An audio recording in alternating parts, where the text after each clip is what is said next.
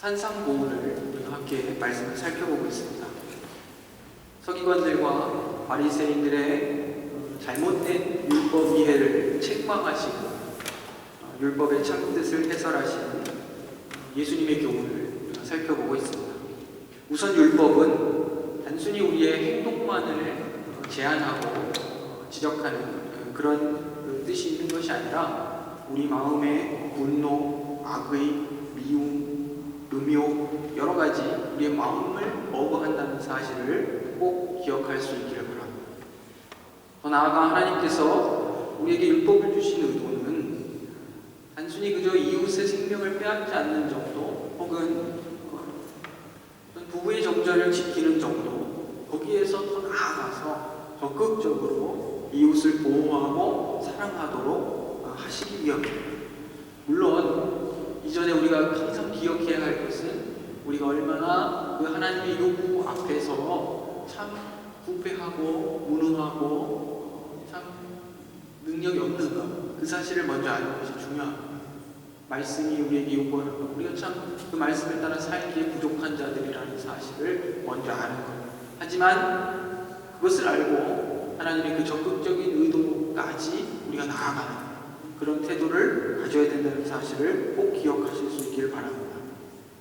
그런데 바리새인들은 율법의 그 깊고 그 넓은 의미를 제대로 파악하지 못했을 뿐만 아니라 자기 마음대로 율법의 뜻을 삭감하고 또 완화하기도 하고 오히려 율법의 이름으로 죄 짓는 것을 정당하다 이렇게 조장하는 그런 잘못을 저질렀습니다.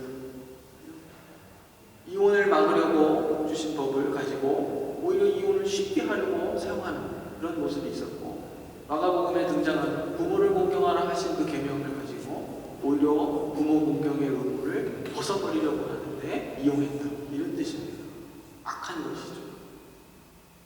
그리고 오늘 말씀은 하나님의 계명의 참뜻을 왜곡한 또 다른 예를 들어서 이제 그 잘못을 지적하고 계십니다.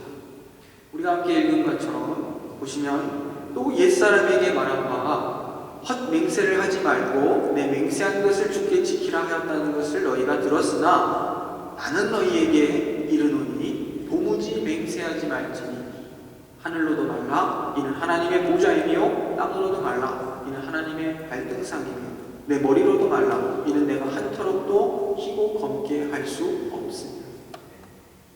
레위기 19장 12절의 말씀을 보시면 이런 말씀이 있습니다. 너희는 내 이름으로 거짓 맹세함으로 내 하나님의 이름을 욕되게 하지 말라 나는 여호와니라.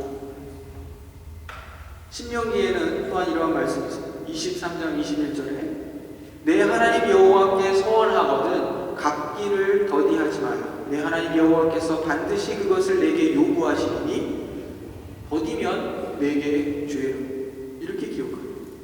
이 말씀에 따르면 지금 서기관들과 바리새인들의 가르침, 즉 헛맹세를 하지 말고 내 맹세한 것을 주께 지키라는 그 율법의 해석은 옳은 것이죠. 헛맹세를 하지 말고 잘 지켜라.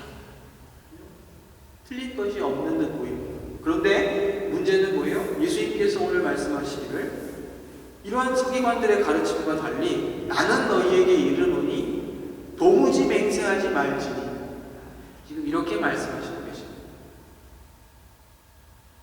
레위기 19장 12절이나 신명기 23장 21절의 계명들은 사람의 그 서약이나 맹세가 진실되어야 하고 그 서약한 것은 반드시 지켜야 한다 이것을 요구할 뿐이고 마치 서약이나 맹세 그 자체를 금지하는 것이 아닌 것처럼 지금 보임에도 불구하고 예수님께서는 아예 맹세하지 말라, 서약하지 말라 지금 말씀하시는 겁니다.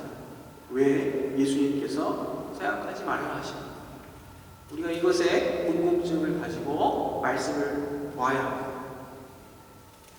이 사실을 잘 이해하기 위해서는 우리가 성경 한 군데 찾기를 바랍니다. 전도서 5장 1절로 6절 말씀 함께 찾도록 하겠습니다. 전도서 5장 1절로 6절까지 말씀입니다. 구약성경 952면 혹은 93면입니다. 전도서 5장 1절에서 6절까지 말씀입니다.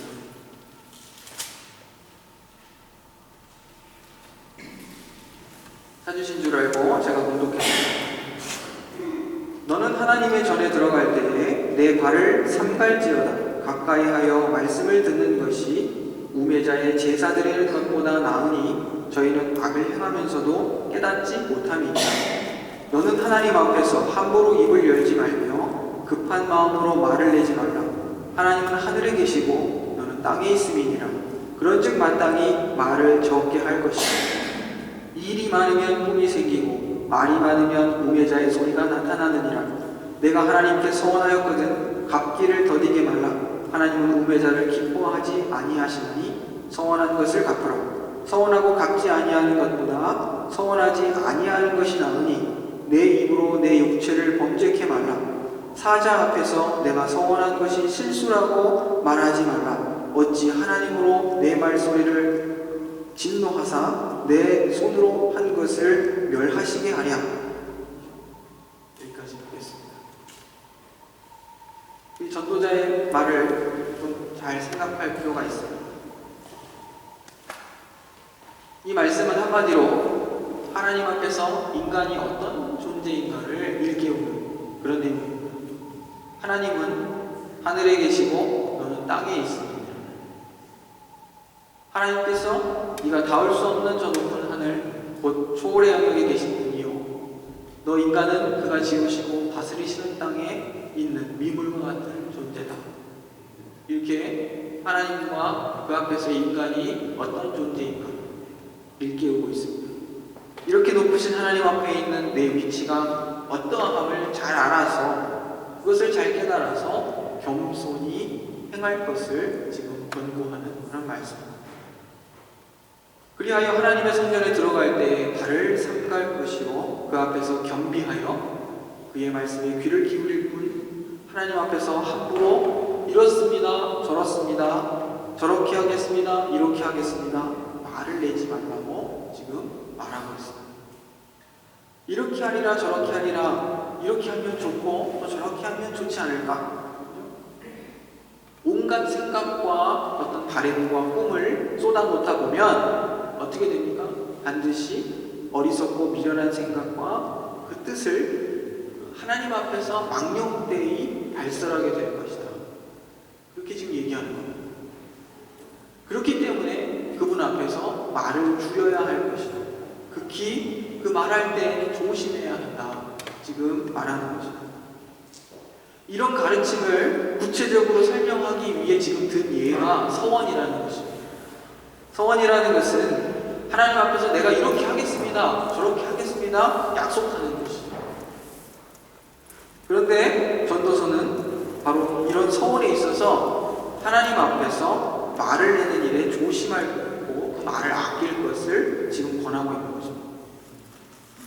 하나님께 약속을 하면 어떻게 해야 되겠습니까?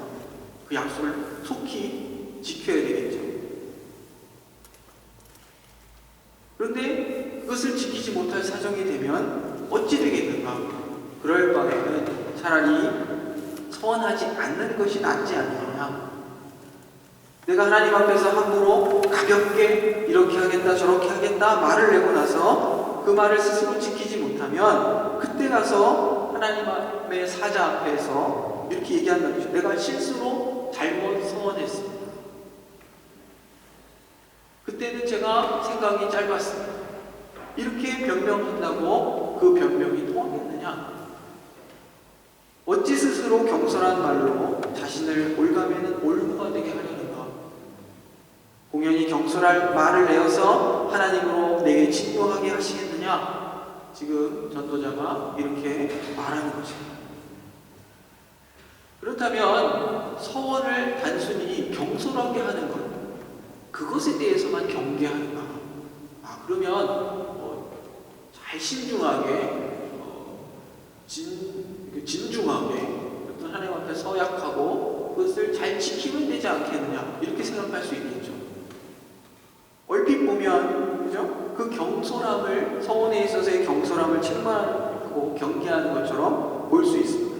그러나 그 이면을 깊이 들여다보면 근본적으로는 하나님 앞에서 인간이 얼마나 미미한 존재인가, 그의 진실성과 능력의 한계에 대하여 일깨우고, 그 인간의, 그죠? 인간이 과연 진실한가, 그리고 자기가 약속한 것을 지킬 능력이 있는가, 그것에 대해서 일깨우는 말씀이라 할 수 있는 것입니다. 하나님은 하늘에 계시고 너는 땅에 있느냐. 이 말씀을 잘 생각하셔야 됩니다. 인간은 그렇게 진실하지도 못하며 입 밖으로 낸 말을 다 지킬 만한 능력도 없다는 사실을 일깨우고 있는 것입니다.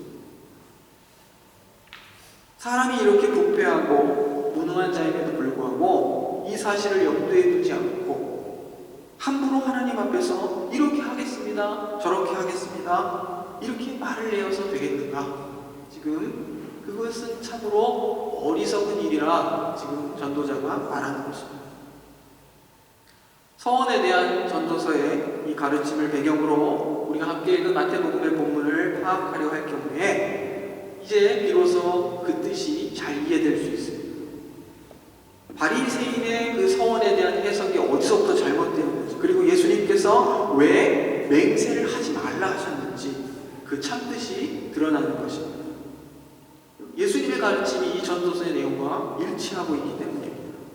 우선 서기관들과 바리새인들의 그 가르침을 한번 보면 이렇게 얘기합니다. 헛된 맹세를 하지 말 것이며 주께 서원한 것을 갚으라. 맹세나 서약할 때에 진실할 것이요, 일단 서약했으면 그것을 갚으라.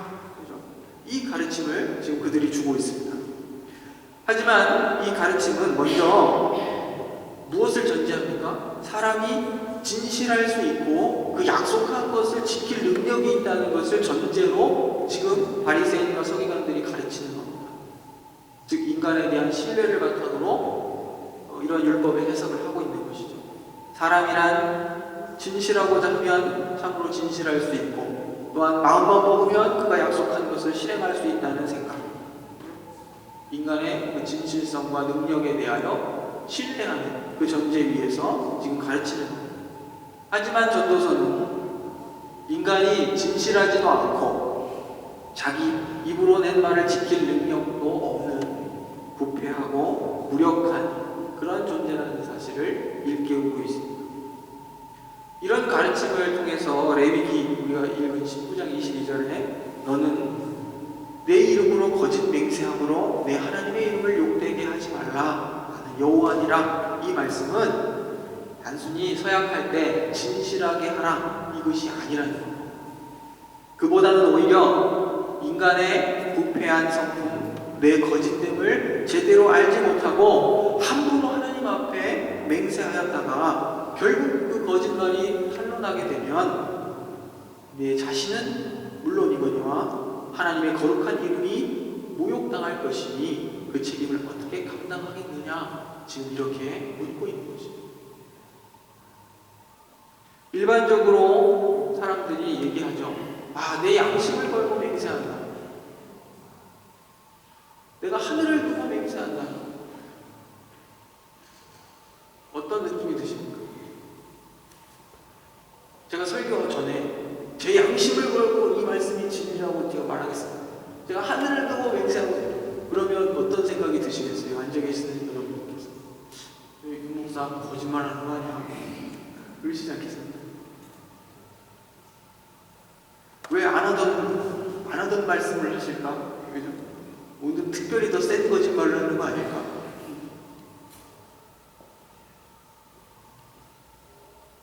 사람들은 거창한 맹세일수록 저 사람 또 거짓말하고 있구나 이렇게 생각합니다. 이것은 우리 모두가 스스로 아는 것이죠. 인간이 거짓됨을 어느 정도 꿰뚫어 보는 거예요. 우리 스스로 아는 겁니다. 너희는 내 이름으로 거짓 맹세함으로 내 하나님의 이름을 욕되게 하지 말라 하신 그 명령의 참뜻은 인간의 그 부패한 성품과 거짓됨을 아시는 하나님께서 사람의 그 부패한 성품을 따라 거짓 맹세함으로써 하나님의 이름을 욕되게 하지 않도록 경계하도록 하시기 위함입니다. 그 적극적인 의도를 이렇게 부각시켜 이해한다 하여도 그 맹세가 어떻게 엄중하고 신중하게 겸손한 자세로 이루어져야 하며 오직 이런 부패하고 무능한 그 자를 통해서라도 그 뜻을 이루시는 하나님의 은혜와 능력에 자기를 부탁하는 마음으로 서원하게 하시려는 어떤 그런 의도가 있다는 것이죠. 사실상 우리는 능력이 없고 진실되지 아니한데 그래도 조심해서 하나님 앞에 약속하라 이 말씀을 그렇게라도 생각해서 약속한다 했을 때 지금 말씀드립니다. 얼마나 신중해야 하며 나는 진실하지 못하고 능력이 없지만 이러한 나를 통해서도 그 뜻을 이루시는 그 하나님의 은혜와 능력을 의지하는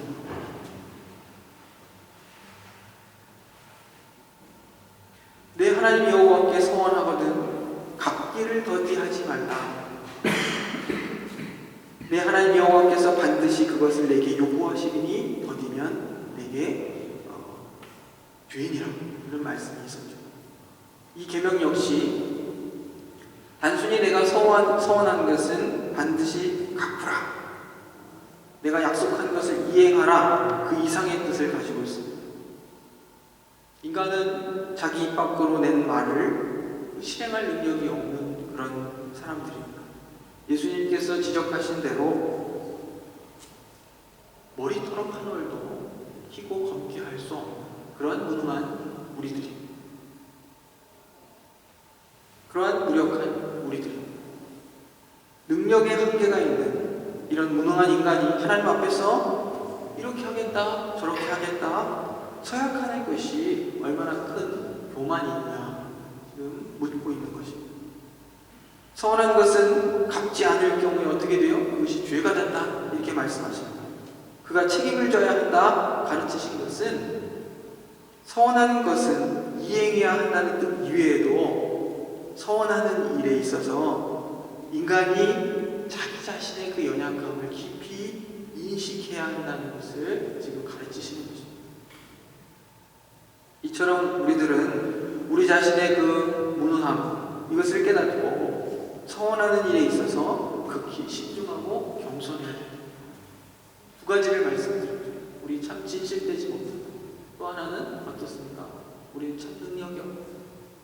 하나님 앞에서 그러한 자세로 있는 것, 그것이 우리에게 요구되는 하나님 백성의 어떤 그 모습입니다.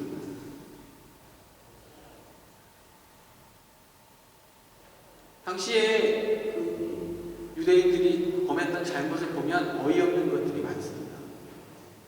같은 마태복음 23장 16절 이하를 보시면 예수님께서 거기서도 맹세하는 그 일에 대하여서 유대인들을 비판하시거든요. 거기 말씀하세요.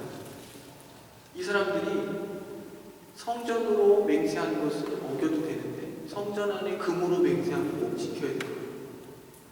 제단으로 맹세하면 안 지켜도 되는데 제단 위에 제물을 가지고 맹세하면 지켜야 됩니다. 예수님 물으시는 거죠. 금이 중요하냐 그 금을 거룩하게 하는 성전이 중요하냐. 너희가 성전으로 맹세를 하는데 그것은 무슨 뜻이냐. 그 맹세하는 그곳에 계시는 하나님으로 맹세함이 아니냐. 이 유대인들이 왜 이런 짓을 했냐면 안 지킬 각오를 하고 맹세를 하고 약속을 하는 거예요. 그들이 가진 종교적인 우월감, 이것을 잘 이해하지 못하는 사람들을 속여먹기 위해서 하나님의 이름을 가지고 장난치는 거예요. 근데 우리는 기억해야 되죠. 우리가 하늘로 맹세한다 했을 때 혹시 무슨 뜻인지 정확히 알아야 됩니다. 하늘에 계시는 그 하나님, 그분 앞에서 과연 이러하다 저러하다 말을 낼 수 있는 존재들인가. 우리 자신을 돌아볼 수 있고 겸손할 수 있어야 됩니다. 우리는 어떤 자세를 취해야 되겠습니까? 오직 너희 말은 옳다 옳다, 아니라 아니라 하라, 이에서 지나는 것은 악에서 쫓아난 것이다. 악한 이에게서 쫓아난 것이다. 마귀에서 온 것이다. 이렇게 지금 이야기합니다. 오직 사실대로 그런 것은 그렇습니다 하고 아닌 것은 아니라 말할 뿐, 하나님 앞에서 나의 악한 것이 발견되면 하시면 예, 그렇습니다. 나는 그렇게 죄인입니다. 하나님 앞에서 아무 의가 없는 죄로 발견되면 주여 저는 죄인이요 의인이 아닙니다. 사실대로 말해야 한다는 것입니다. 주께서 이러하다 하시면 예, 그렇습니다. 아니라 하시면 예, 아닙니다. 이렇게 말할 뿐인 것입니다. 이에서 지나는 것은 내가 이렇게 하리라 저렇게 하리라 이것은 오만이요 교만이라 지금 이야기합니다. 자신의 그 진실성과 영적 도덕적 능력을 과신하는 것은 다 악에서 나는 것이다. 악한 자 곧 마귀에게서 오는 것이다. 이렇게 지금 말씀하시는 겁니다. 보통 사람들이 큰 꿈을 꾸고 하나님 앞에 그 꿈을 아뢰죠. 그런데 더 중요한 것은 무엇입니까? 나의 꿈보다 하나님의 뜻이죠. 그런데 그것을 생각하지 못할 때가 있습니다. 한국에서 제가 본 많은 목사님들이 큰 꿈들을 갖고 그 꿈들을 이루기 위해서 고군분투하시는 걸 많이 보았습니다. 예를 들면 뭐 그런 것 있죠. 우리 교회다 건물을 크게 짓거나 문화센터를 지어서 이렇게 해서 저렇게 해서 그러면 성도들이 교회가 부흥하고 성도들이 많이 오고 뭐 더 선교 세계 선교를 할 수 있고 뭐 이런 꿈을 꾸신다는 거예요. 그 꿈을 비판하는 것이 아니라 그 전에 묻고 싶은 것이 있는 것이죠. 하나님이 과연 그걸 원하시나? 과정도 결코 적절치 않은 과정들을 거치려고 하는 것이죠. 우리 교회 예배당 부지가 그런 거 있잖아요. 종교 부지로 이렇게 되면 보상금을 받아서 어떻게 하고 예배당으로 투기하는 거 그렇게 해서 세계 선교를 하고 뭐 이렇게 하면 누가 영광 받는 겁니까? 꿈이 많으면 하나님 앞에서 실수하는 겁니다. 철저하게 복종하고 아무 생각 없이 살아라 이런 말씀을 드리는 것이 아니라 내 생각과 뜻을 하나님께 아뢰기 전에 성경을 통해서 하나님이 과연 어떤 성품을 가지고 계시고 어떤 뜻을 가지신 분인가 확인을 하나님이 뭘 좋아하시는지 뭘 기뻐하시는지 하나님이 정말 기뻐하시고 좋아하시는 그 일들을 해야 되지 않겠습니까?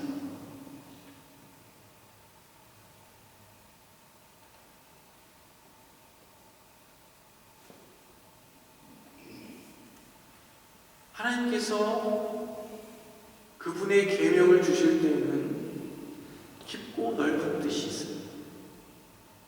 이것을 예수님께서 가르치시는 겁니다.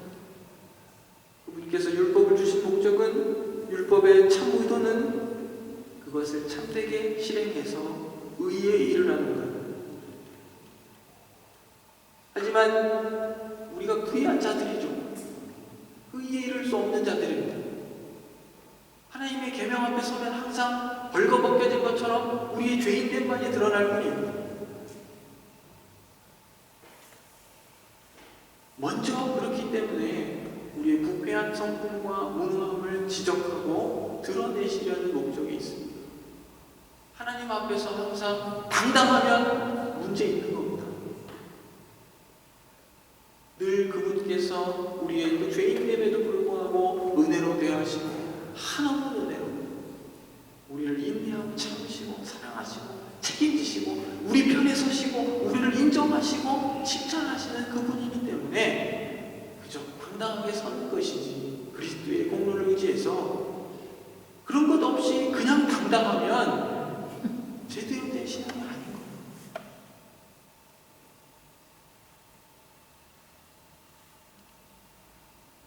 할아버지가 손주를 예뻐하고 사랑하니까 손주가 수염 잡고 막 흔들고 그래서 되겠습니까? 커서는 안 그러겠죠. 하나님이 어떠한 분이십니까? 그 크고 높으시고 온 만물의 창조주 되시며 그 모든 복잡한 세계를 운행하시는 그분께서 한없이 자신을 낮추어 우리와 같이 되시고 어떨 때 우리를 자녀라 부르시고 어떨 때 우리를 친구라 부르시고 이 사실을 아셔요. 너무 친근하시니까 어깨 동무하시고 사시겠습니까?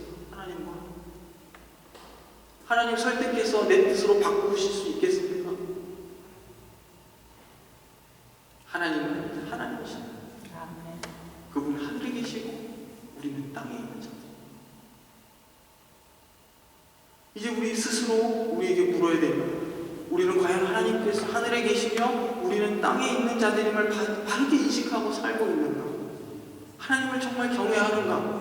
그 거룩하고 의로우시고 참되시고 능력 많으신 하나님 앞에서 우리의 그 거짓됨과 부패와 운음을 인식하고 있는가? 하나님 앞에서 자신의 위치와 상태를 제대로 알지 못하는 자는 하나님께 불경하고 그분의 이름을 욕되게 할 뿐입니다. 뿐만 아니라 그러한 자들은 이웃 위에 군림하려 하고 교만하게 행하고 해를 끼치고 아프게 하는 자들입니다. 우리는 이처럼 부패하고 무능하고 교만한 우리를 하나님의 은혜와 능력으로 인도하셔서 하나님의 뜻 이루며 사는 자리에까지 인도하신 사실을 기억하고 감사할 뿐입니다. 하나님과 이웃 앞에 자꾸만 나의 진심과 능력을 증명하려 하는 자들이 아니라 우리의 거짓됨과 부패와 무능함을 잘 알았습니다. 전적으로 하나님의 은혜와 큰 힘을 의지하여 겸손하게 감사함으로 살아가는 그러한 자들이 되어야 할 것입니다. 이 겸손과 감사의 삶 속에 참된 하나님 경외가 있기를 바랍니다. 그렇게 되면 어떻게 되겠습니까? 우리의 이웃에 대한 사랑 역시 넘쳐날 것입니다. 하나님 앞에 겸손한 자, 형제와 이웃 앞에서도 그럴 수 있기 때문입니다. 기도하겠습니다.